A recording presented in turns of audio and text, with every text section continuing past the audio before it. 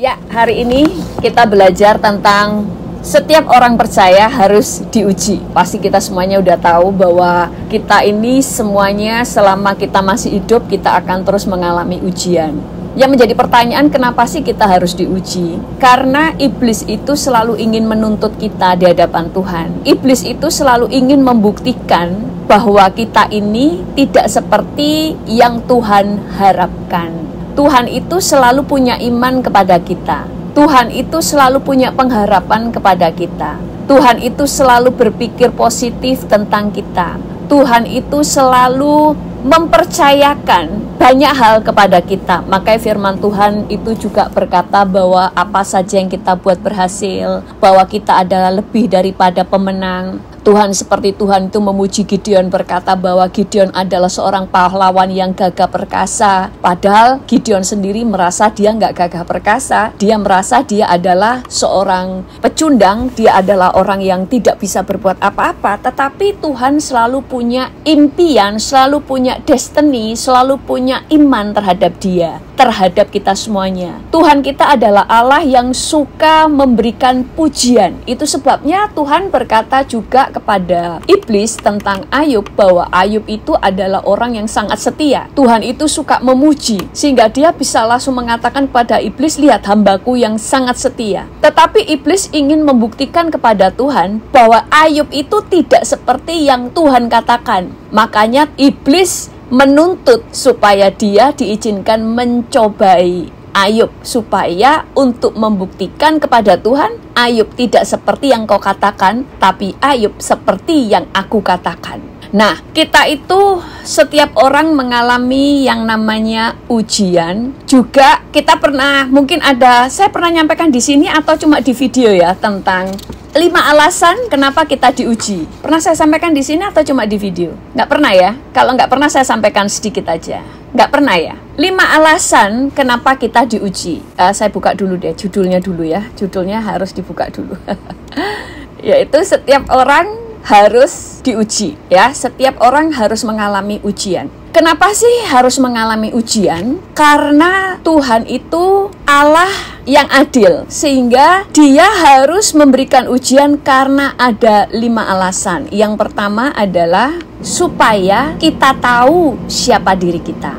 Kita seringkali berkata kita diuji supaya Tuhan tahu siapa kita. Salah, karena Tuhan dari sejak awal sampai akhir sudah tahu siapa kita. Tuhan bahkan tahu apakah kita punya iman atau tidak, apakah kita bakal gugur atau tidak. Semua Tuhan tahu. Yang tidak tahu adalah kita dan para malaikat, juga iblis yang tidak tahu. Itu sebabnya kita diberikan ujian supaya kita tahu siapa diri kita. Ayub itu diuji, pertama dia tidak tahu siapa dirinya. Setelah diuji, iblis tahu kualitas Ayub. Bahkan Ayub akhirnya tahu siapa dirinya. Teman-teman Ayub pun akhirnya tahu siapa Ayub. Demikian juga pada waktu Petrus sebelum diuji, dia merasa dirinya adalah orang yang paling setia kepada Tuhan. Sampai dia berani berkata, aku berani mati buat Yesus. Pada waktu Yesus berkata bahwa dia akan dianiaya, dia akan mati dibunuh, dan sebagainya. Seakan-akan Petrus itu mau berkata begini, kalau ada yang mau bunuh Yesus, langkahi dulu mayatku. Seakan-akan dia ingin berkata bahwa aku itu adalah orang yang cinta Tuhan berapapun harganya. Tapi Tuhan itu sudah tahu kualitas imannya Petrus.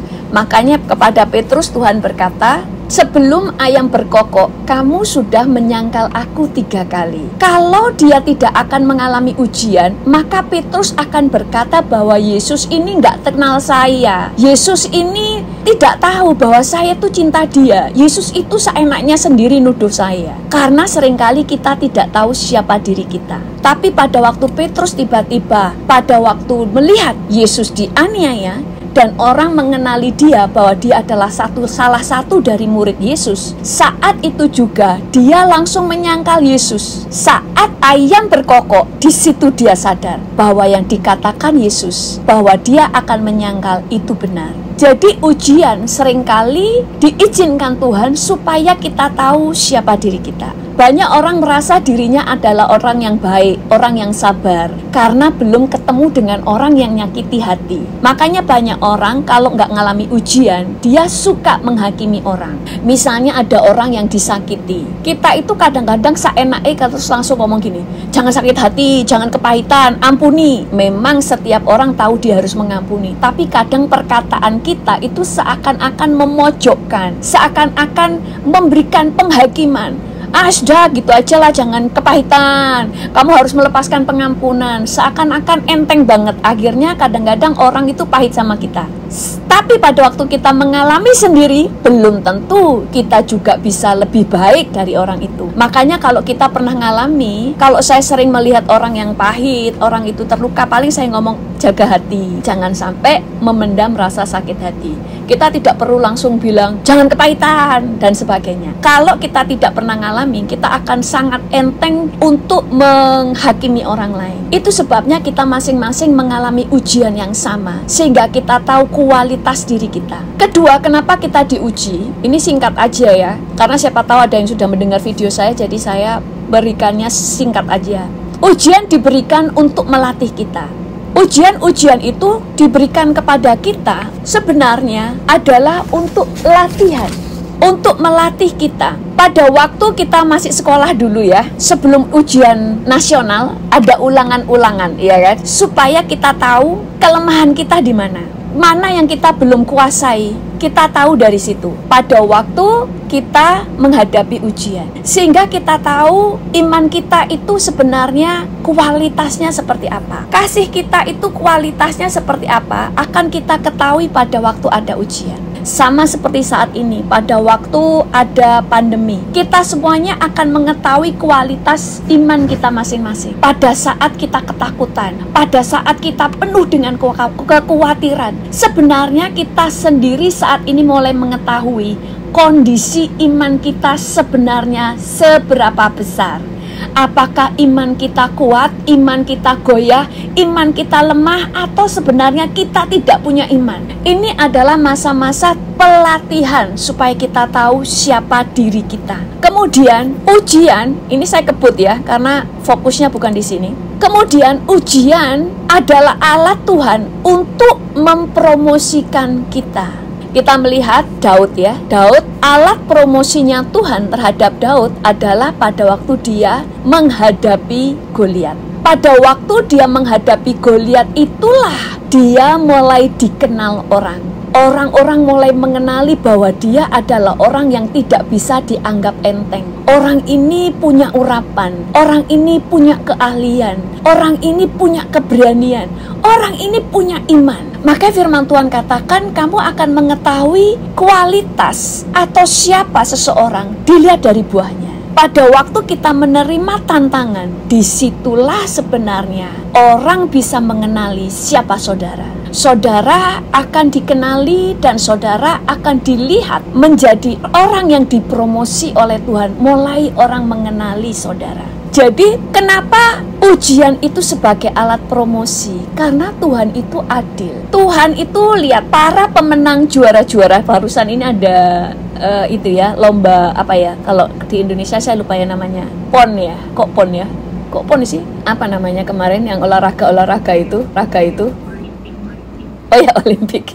Kok PON sih? PON kan di Indonesia. Ada Olimpiade ya kan? Saudara baru kenali seseorang karena orang itu menang, betul nggak? Orang itu mengalami kemenangan sehingga semua orang mulai mengenal orang itu dipromosi.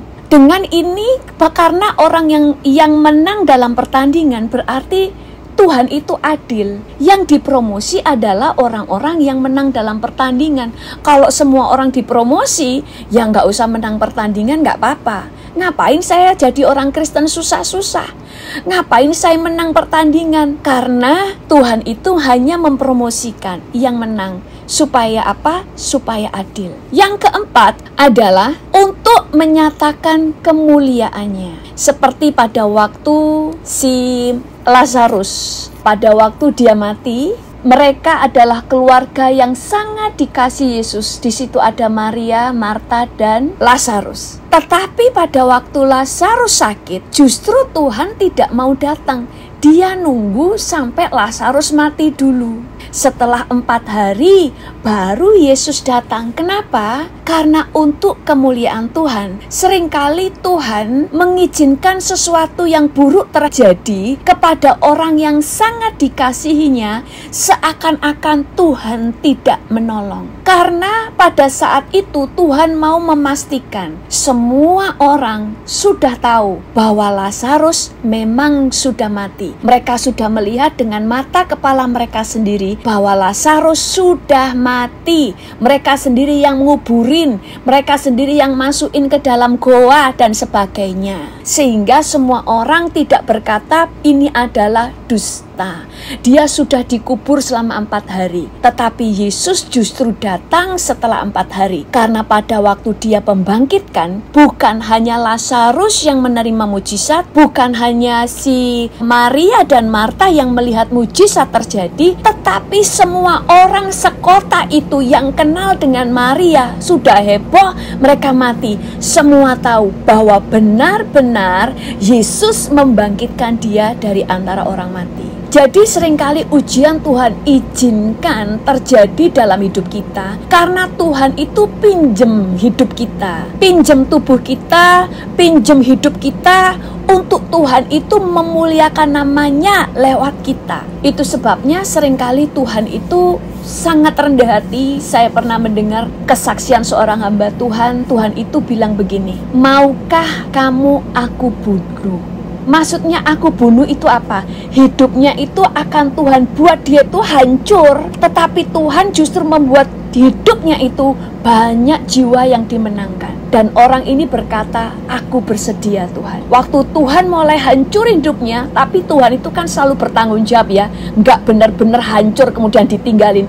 Hancur hidupnya, tapi bagaimana Tuhan kemudian bekerja lewat dia. Membuat banyak kesaksian. Karena orang tadinya tahu kehancuran hidupnya, tapi bagaimana Tuhan memulihkan dia. Jadi Tuhan itu selalu membuat ujian. Seringkali Tuhan buat, Tuhan izinkan untuk mendatangkan bukan hanya kebaikan untuk kita pribadi, tapi berdampak punya efek domino terhadap kehidupan banyak orang. Makanya kadang diizinkan kita sampai terpuruk supaya orang melihat seakan-akan tidak ada harapan. Tapi pada waktu Tuhan membalikkan keadaan, orang tahu itu bukan karena saudara dan saya, tapi karena ada Tuhan yang sudah menolong dia. Nah, kemudian yang terakhir, yang kelima, kenapa sih ujian diizinkan Tuhan terjadi? Untuk menyatakan keadilan Tuhan. Karena tidak semua orang nanti di surga duduk di sebelah kanan kiri Tuhan Yesus. Yang duduk di sebelah kanan kiri Tuhan Yesus, tidak semua orang tepat di sebelah kanan kirinya. Makanya orang tua ibunya Yohanes berkata kepada Yesus, perintahkanlah supaya nanti anakku ini satu berduduk di sebelah kananmu, yang satu di sebelah kirimu. Lalu Yesus berkata, kamu harus meminum cawan yang aku minum. Artinya apa? Semua orang harus mengalami ujian. Siapa yang menang, dia akan didudukkan Tuhan pada tempatnya masing-masing sesuai dengan kemenangan dan harga yang sudah dibayar. Sehingga pada waktu Tuhan menempatkan orang-orang di tempatnya, tidak ada yang berkata Tuhan tidak adil. Sama dengan pada waktu Tuhan menempatkan Yusuf menjadi Perdana Menteri di Mesir, 11 saudaranya tidak bisa berkata Yesus atau Tuhan tidak adil. Kenapa Yusuf yang dipilih menjadi Perdana Menteri di Mesir? Kenapa bukan saya? Karena mereka bisa melihat bahwa Yusuf telah mengalami ujian sekian lama dan dia menang. Sementara 11 saudara-saudara Yusuf baru lihat Yusuf dikasih jubah oleh ayahnya, mereka semuanya menjadi gugur. Mereka semuanya marah, mereka sakit hati, bahkan kemudian berencana membunuh Yusuf. Tapi nggak jadi bunuh, dia membuang Yusuf, bahkan menjualnya menjadi budak. Jadi setiap orang yang dibawa Tuhan naik, juga yang ditempatkan di surga pada kedudukan yang tertinggi, Mereka adalah orang-orang yang sudah membayar harganya. Itu sebabnya setiap ujian yang kita lewati itu dihitung sama Tuhan. Tidak ada yang tidak diperhitungkan sama Tuhan. Sama dengan iblis, dosa sekecil apapun dicatat iblis untuk didakwa, supaya iblis bisa mendakwa, menuntut kita kepada Tuhan supaya kita dihukum. Demikian juga Tuhan, sekecil apapun ujian yang kita lewati dan menang, itu diperhitungkan Tuhan. Makanya di surga setiap orang mendapatkan mahkotanya dengan sangat adil, mendapatkan upahnya dengan sangat adil, dan menerima kedudukannya masing-masing dengan sangat adil.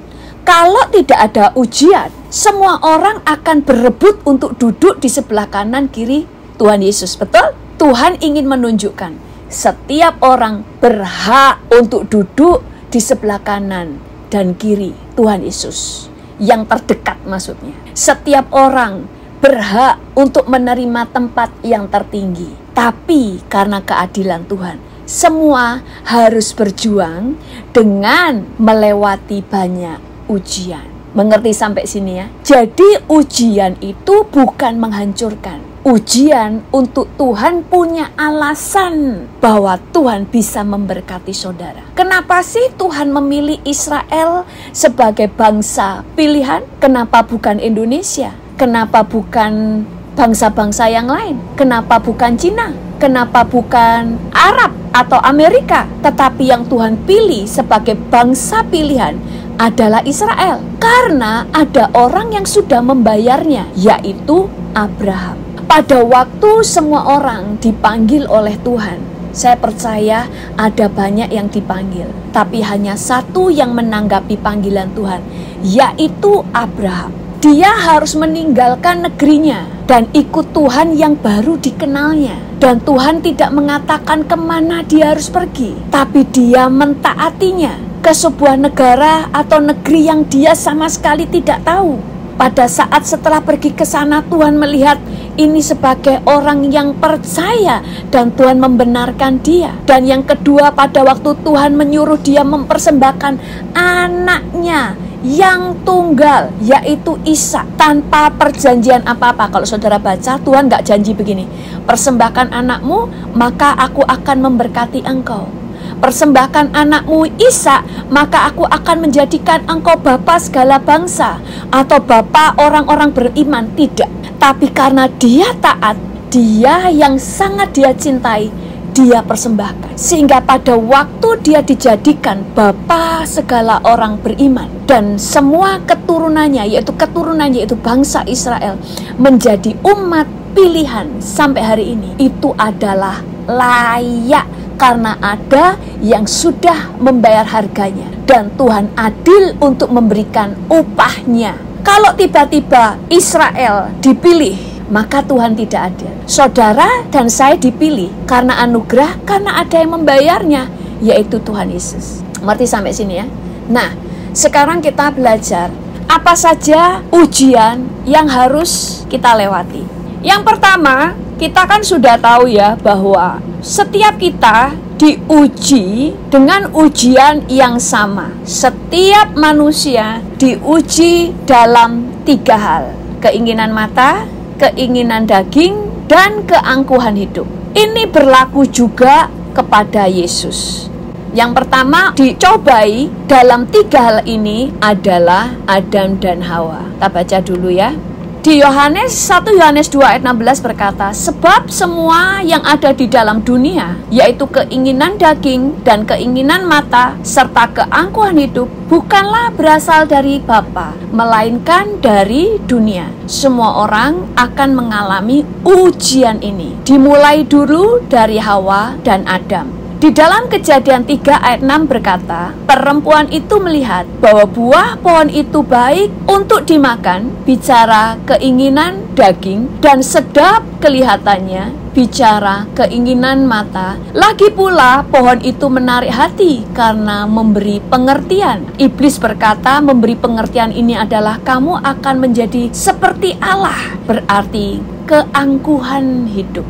Lalu Tuhan Yesus juga dicobai dengan hal yang sama. Dimulai dari dicobai dalam hal keinginan daging. Di Matius 3 ayat 4 berkata, lalu datanglah si pencoba itu dan berkata kepadanya, jika engkau anak Allah, perintahkanlah supaya batu-batu ini menjadi roti. Jadi diberikan keinginan daging. Dia menjadikan batu supaya menjadi roti untuk memuaskan keinginan dagingnya yang saat itu dia dalam keadaan lapar.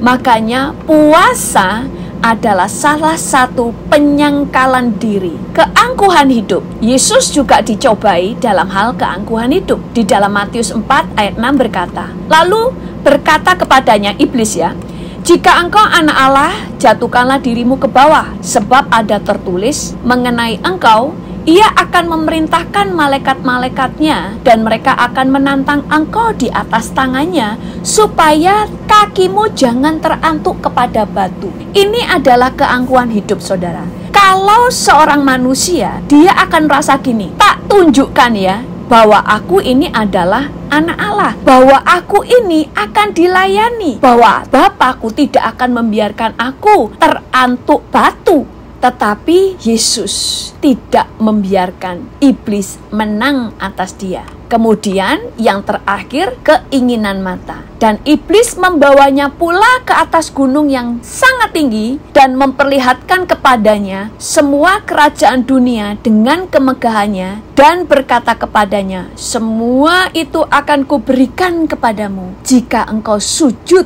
menyembah aku. Iblis memperlihatkan semua kemegahan yang ada di dunia dan berkata, semua itu akan kuberikan kepadamu jika engkau menyembah aku. Jadi Yesus pun sebagai manusia dicobai dalam 3 hal, keinginan mata, keinginan daging, dan keangkuhan hidup. Kita semuanya juga mengalami hal yang sama, ujiannya sama, tetapi kemudian ujian-ujian itu kita mulai pecah-pecahin. Ujiannya itu apa saja, termasuk di dalamnya keangkuhan hidup, keinginan daging, keinginan mata. Yang pertama, kita itu dicobai di dalam hal ujian waktu. Setiap kita akan mengalami yang namanya ujian waktu. Ujian waktu adalah ujian bagaimana kita mulai menjadi orang yang belajar sabar menantikan waktunya Tuhan. Mungkin saudara pernah dinubuatkan untuk akan dipakai Tuhan dalam hal ini, diberkati, kamu nanti usahamu akan berhasil. Pada kenyataannya tidak berhasil. Saudara harus mulai belajar menantikan waktunya Tuhan. Karena iblis selalu ingin membuat kita gagal. Iblis selalu ingin kita lebih cepat dari apa yang Tuhan tetapkan. Dan iblis juga ingin kita mendahului atau terlambat pada waktu seharusnya kita bergerak menanggapi panggilan Tuhan dalam pelayanan, kita justru berlambat-lambat. Itu sebabnya kenapa kita itu diajar untuk menjadi orang yang terus belajar menantikan waktunya Tuhan. Kalau saat ini saudara pelayanan dan Tuhan berkata bahwa Tuhan itu akan memberkati pelayananmu, tetapi saudara tidak melihat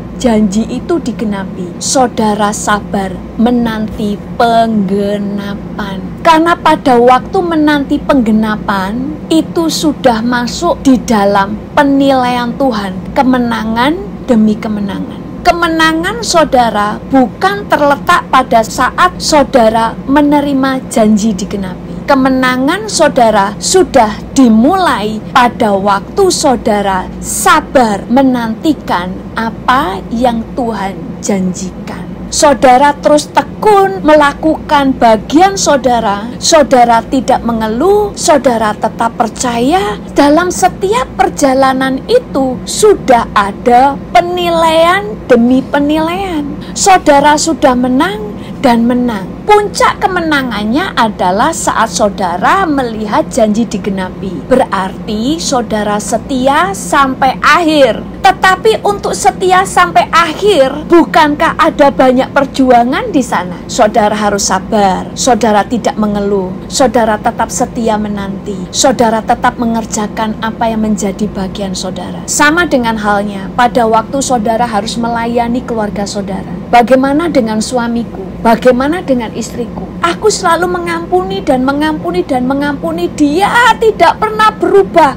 Kapan janji Tuhan digenapi? Sebelum janji Tuhan digenapi. Sebenarnya kemenangan-kemenangan setiap hari yang saudara lakukan semuanya dihitung oleh Tuhan. Itu sebabnya di surga nanti banyak orang yang surprise dengan upah yang mereka terima. Ada seorang anak Tuhan, dia itu tahu ibunya itu selama hidupnya menderita karena ayahnya itu main pukul, seorang pemabuk, nggak kerja. Ibunya ini merawat bapaknya, setiap kali pulang mabuk dia rawat bapaknya lagi. Sampai anak-anaknya ini lihat ibunya. Mbok ya udahlah, buanganlah suami model gitu. Sampai anak-anaknya itu nggak cuma benci bapaknya, benci ibunya. Benci ibunya itu karena mereka gini, mereka menganggap mamaku ini kok bodoh banget sih. Kesabaran, kok jadi orang istri kok bodoh, udahlah ceraiin aja. Tapi ibunya melakukan terus dan tidak pernah menjelekkan suaminya sampai suaminya meninggal. Setelah suaminya meninggal, ternyata ibunya ini sakit karena menderita merawat bapaknya. Waktu meninggal, anaknya ini yang anaknya perempuannya, dia itu nangis terus kepada Tuhan, nggak terima. Dia bilang gini, ibuku ini belum pernah bahagia. Selama hidupnya menderita karena punya suami model seperti itu. Tapi sekarang Tuhan, kami belum membahagiakan dia. Dia sudah mati.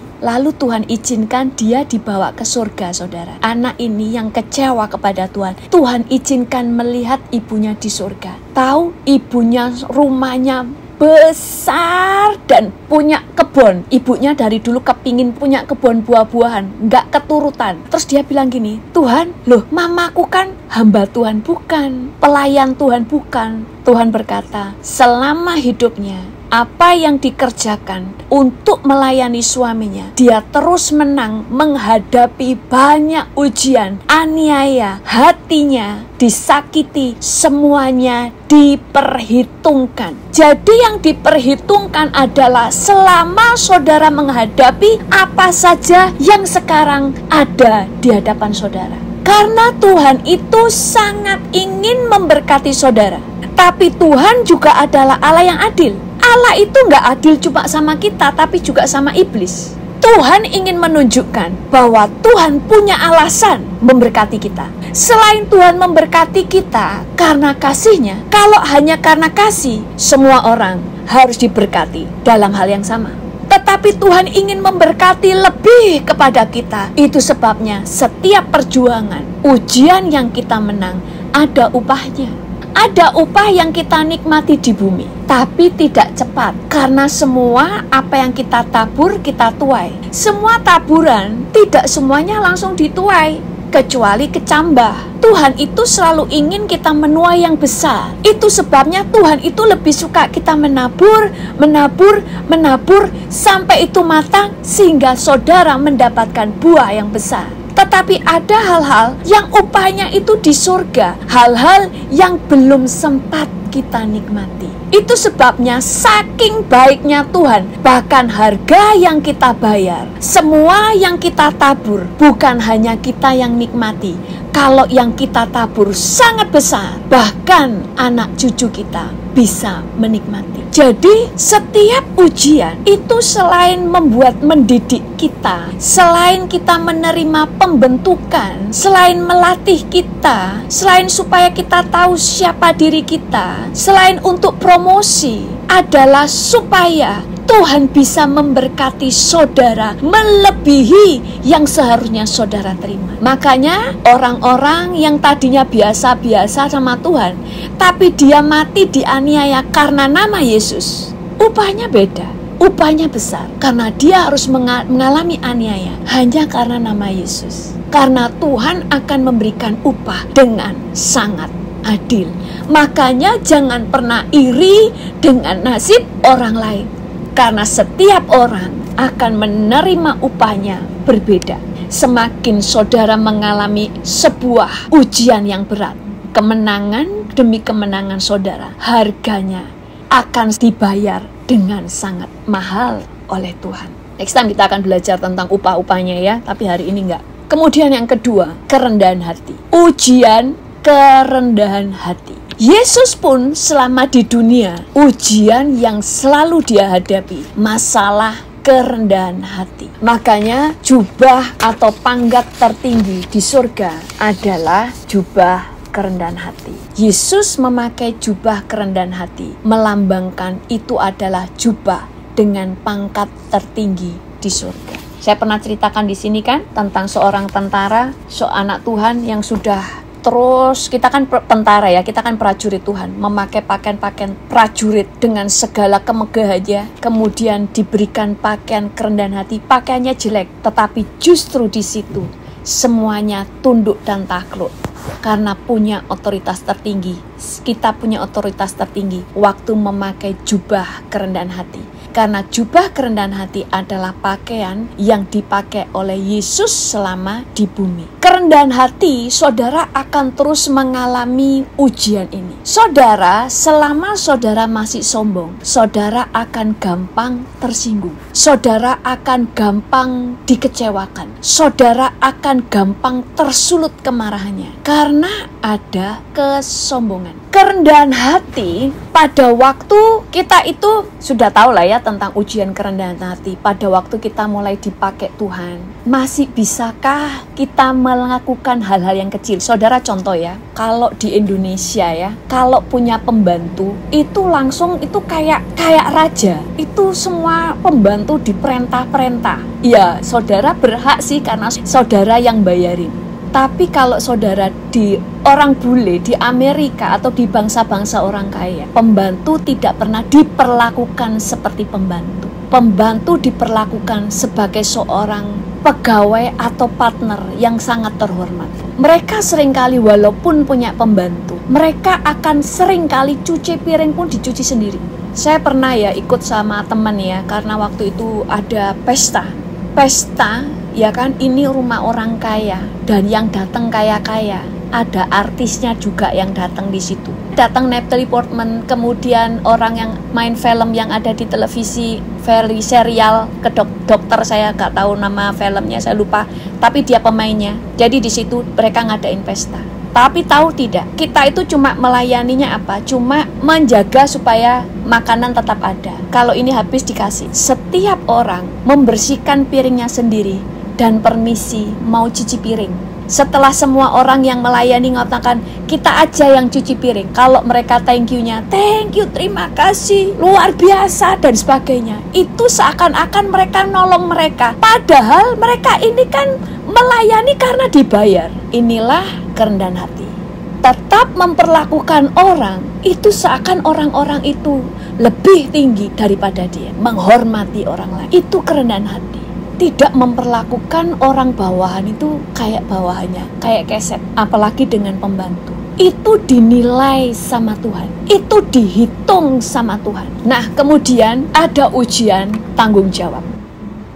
Setiap kita, firman Tuhan katakan, pada waktu kita setia dalam perkara kecil, akan dipercayai dalam perkara-perkara yang besar. Keluarga kita, anak kita, keuangan kita, pelayanan, semua adalah tanggung jawab yang Tuhan berikan kepada kita.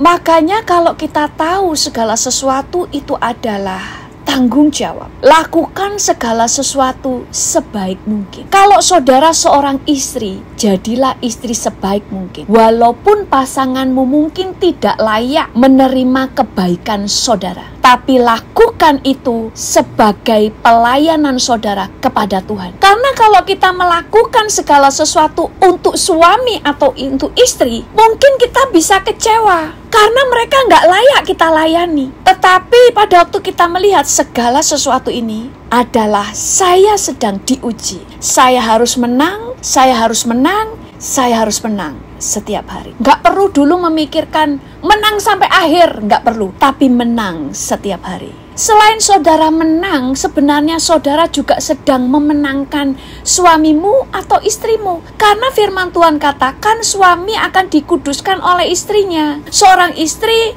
akan dikuduskan oleh suaminya. Tidak mungkin apa yang saudara lakukan tidak menghasilkan sesuatu. Kalau toh tidak menghasilkan sesuatu, orang itu terlalu keras. Biasanya di puncaknya Tuhan hajar dia, orang itu mati. Karena saudara terus melayani, tapi orang itu tetap menyiksa saudara. Bisa yang dihajar, orang itu mati. Atau saudara dipanggil ke sorga duluan. Karena yang kamu bayar sudah lunas, waktunya pulang. Karena yang sudah engkau kerjakan sudah lunas dibayar. Jadi kita mulai melihat apa yang kita hadapi adalah kesukaan, karena semua tantangan adalah kesempatan bagi kita untuk menjadi orang yang berkenan dan menerima upah. Karena Tuhan itu Allah yang baik, Allah yang adil, Allah yang teliti dengan apa yang sedang kita hadapi. Makanya kita mulai melihat ada orang-orang yang pelayanannya tiba-tiba besar, tetapi dia tidak pernah setia. Contohnya begini, dia tidak bisa menjaga mulutnya. Dia suka ngata-ngatain hamba Tuhan yang lain. Ini sebenarnya ujian. Ujiannya itu maksudnya gini, iblis itu suka memberikan ujian supaya kita jatuh atau kita kehilangan urapannya. Makanya saya sering katakan di sini, lihat hamba-hamba Tuhan yang menjaga mulutnya. Dikritik gimana pun dia tidak membalas, maka urapannya akan tetap terjaga, bahkan dia akan terus naik, dan terus naik. Kenapa? Karena Tuhan punya alasan bahwa Tuhan bisa mengurapi dia lebih tinggi dan dipercaya lebih besar lagi. Makanya kenapa sih banyak kayak dulu misalnya ada orang masih suka berzina, dia orang ini masih kumpul kebo, tapi dia punya kerinduan untuk melayani. Masa nggak boleh? Loh, buat apa saudara melayani? Bagi Tuhan lebih baik adalah beresin dirimu. Karena bagi Tuhan keselamatanmu lebih penting. Bertobat, melayani untuk menyebarkan, mentransferkan yang benar. Saya tidak sedang mencela yang jatuh bangun dalam dosa, enggak. Tetapi kalau belum mau untuk lepas dari dosa, terus saya ingin melayani tapi gereja nggak ngizinin. Kenapa? Loh, itu untuk kebaikan saudara, supaya saudara tidak didakwa oleh iblis. Lebih baik beresin dulu. Loh, kan cuma semua orang nggak ada yang sempurna. Iya. Nah, nanti next time ya kita belajar tentang dosa ya. Karena ada dosa, dulu sudah saya jelasin doa soal ada yang mendatangkan maut, ada yang tidak mendatangkan maut. Tetapi memang ada dosa yang tidak bisa dikompromi lagi. Dosa yang ini nggak boleh untuk pelayanan. Ada yang masih boleh, tapi ada dosa-dosa yang bahaya kalau itu diizinkan untuk melayani. Semua orang kan berdosa, terus nunggu sempurna ya nggak ada yang pelayanan. Ada dosa yang kita masih jatuh bangun di dalam dosa itu, tapi melayanan masih boleh. Nah, next time itu kita ajarkan. Kalau nunggu sempurna ya nggak ada yang bisa sempurna, maksudnya itu. Tapi memang ada dosa yang fatal, yang harus diberesin dulu, baru boleh pelayanan. Kan saudara bisa jatuh dalam dosa kesombongan juga. Boleh melayani nggak? Boleh. Karena kesombongan nggak ada yang tahu cuma saudara sama Tuhan. Ujian firman. Saudara akan mengalami diuji. Apakah saudara tetap percaya dan bersandar pada kebenaran firman atau tidak? Waktu saudara sakit hati, firman Tuhan berkata harus mengampuni. Apakah saudara percaya kepada firman dan membuktikan saudara akan mengerjakannya? Pada waktu saudara berpikir bahwa segala sesuatu adalah mustahil, apakah saudara lebih bisa bersandar pada firman bahwa tidak ada yang mustahil bagi Tuhan dan tidak ada yang mustahil bagi orang percaya? Atau saudara lebih percaya dengan apa yang saudara pikirkan dan apa yang orang lain katakan bahwa segala sesuatu seakan-akan terlihat tidak mungkin? Jadi ada sebuah ujian firman. Apakah saudara mempercayai firman? Banyak orang percaya kepada Tuhan Yesus, belum tentu percaya kepada firman. Kalau ditanya apakah percaya firman, pasti jawabannya percaya. Tapi bukti orang yang percaya, dia akan bersandar atas firman dan mengerjakan firman. Salah satu contoh aja, banyak yang tidak percaya waktu Tuhan katakan yang tidak mau mengampuni dosanya juga tidak diampuni. Banyak yang tidak percaya, berarti dia lebih percaya dengan apa yang dia pikirkan dan apa kata orang, tidak bersandar kepada apa yang firman katakan. Hal-hal yang sederhana ini yang akan membuat saudara tahu sebenarnya saya ini percaya firman atau tidak. Mendoakan orang sakit ketakutan, sebenarnya saudara percaya kepada firman atau tidak. Kalau saudara percaya firman, firman itu mengutus saudara sembuhkanlah orang sakit. Tuhan tidak pernah berkata di dalam firman Tuhan bahwa semua yang saudara doakan akan sembuh dari sakit. Tapi Tuhan memang berjanji, Tuhan memberi kita kuasa untuk menyembuhkan orang sakit. Dan Tuhan mengutus saudara untuk mendoakan orang sakit. Kalau begitu, tugas saya mendoakan orang sakit. Sembuh, nggak sembuh, saya percaya kepada Tuhan. Kalau Tuhan suruh saya berdoa menyembuhkan orang sakit, maka kesembuhan terjadi. Walaupun saat ini aku belum melihatnya, aku percaya. Jadi hal-hal yang sederhana itu akan diperhadapkan kepada kita sampai akhirnya kita sadar sebenarnya aku percaya firman atau tidak. Waktu firman Tuhan berkata, tidak ada yang mustahil bagi orang percaya. Tapi saudara selalu takut untuk memulai sesuatu. Sebenarnya di situ untuk menunjukkan kepada saudara, sebenarnya kamu tidak percaya. Jadi kita mulai lihat di sini, seringkali tantangan demi tantangan datang untuk menunjukkan kepada kita siapa diri kita. Dan ujian Tuhan izinkan supaya Tuhan melatih kita. Di sini saya yang kurang, diperbaiki. Di bagian ini yang saya kurang, diperbaiki. Di bagian kasih saya yang kurang, diperbaiki. Makanya kita terus dibawa naik, dibawa naik, dibawa naik. Iblis selalu menipu kita seakan-akan kamu terus berjuang, terus berjuang, terus berjuang. Buat apa? Karena iblis selalu menutupi kebenaran bahwa setiap langkah kita kemenangan semua ada upahnya, nggak cuma di garis akhir. Contoh nih, sebelum orang masuk dalam kejuaraan di Olimpiade, mereka sudah juara di tingkat RW, ya kan? Di tingkat kota, kemudian di tingkat kabupaten, semua ada hadiahnya sampai kepada kemenangan tertinggi. Demikian juga dengan kita, upahnya bukan hanya di garis akhir.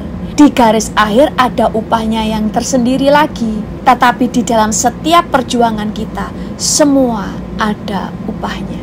Makanya orang yang bisa dipercaya dalam hal kecil, selain ada upah-upah yang lain seperti upah urapan, dipercaya lebih besar, diberi hikmat lebih besar, diberi kepekaan lebih besar, kita juga dipercaya dalam hal yang lebih besar, kita dipromosi lebih tinggi lagi. Semua upah itu akan mengikuti. Jadi kita mulai lihat bahwa apa yang kita kerjakan semuanya diperhitungkan Tuhan. Itu sebabnya jangan cemburu dengan orang lain seakan-akan kehidupan orang lain lebih mudah. Orang yang hidupnya lebih mudah tidak punya kesempatan menerima upah. Kalau saya harus berbuat baik kepada orang yang berbuat kepada saya, tidak ada upahnya. Tapi saya berbahagia, tapi tidak ada upahnya. Saya berbahagia di bumi, tapi tidak ada upahnya. Itu sebabnya jangan cemburu. Ada orang yang harus banyak bayar harganya, punya orang tua yang suka ngutukin, tapi saudara tetap harus hormat, saudara melepaskan pengampunan.